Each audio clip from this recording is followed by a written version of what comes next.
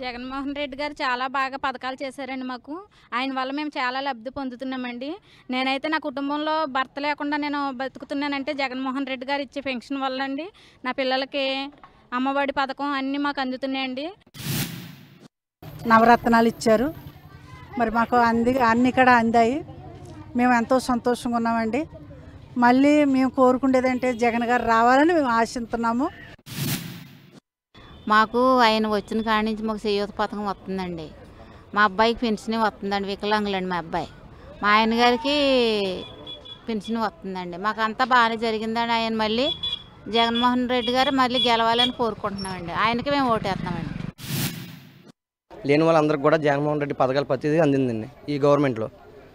గత గవర్నమెంట్ పోల్చుకుంటే ఈ గవర్నమెంట్ 100% కూడా అన్ని పథకాలు అమలు చేశారండి.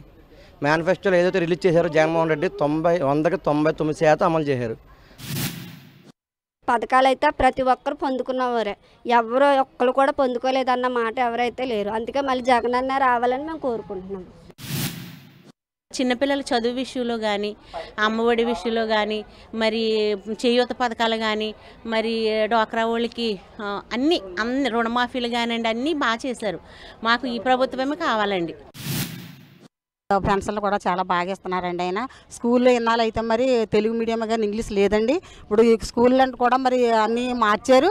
ఇంగ్లీష్ కూడా చెప్తున్నారండి పిల్లలకి. పిల్లలంతా చాలా బాగా చదువుకుంటున్నాం జగన్మోహన్ అని కూడా చెప్తున్నారండి.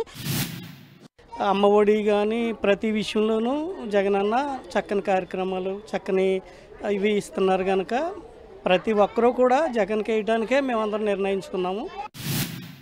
పరిపాలన చాలా బాగుందండి.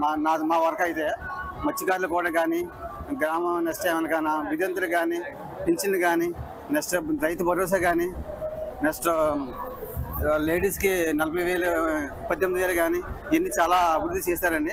ఇలాంటి పథకాలు పెట్టిన జగన్మోహన్ రెడ్డి గారిని మేము ఎప్పుడూ కూడా కోరుకుంటామండి.